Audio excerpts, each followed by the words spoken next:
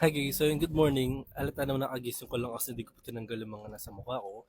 Kasi every morning umiinom ako ng mga products ng Nutrivive. Ito mga to. Empty stomach kang iinom nito. Then mag-wait ka ng 30 minutes bago kumain. Para ma-absorb talaga ng katawan mo. Unahin natin sa vitamin C nila, ang NutriPlus Vitamin C. Ang NutriPlus Vitamin C. Itong vitamin C na to is meron siyang guavano, guapa, moringa, and rose hips.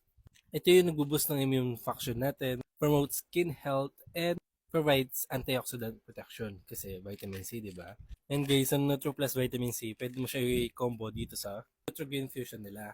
Kasi itong dalawang to, perfect to na antioxidant and pampaganda ng health natin.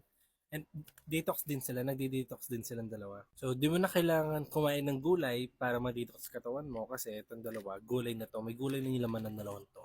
Itong Nutrigrain Fusion guys is packed with nutrients kasi gawa siya sa barley, spirulina, chlorella, and wheatgrass.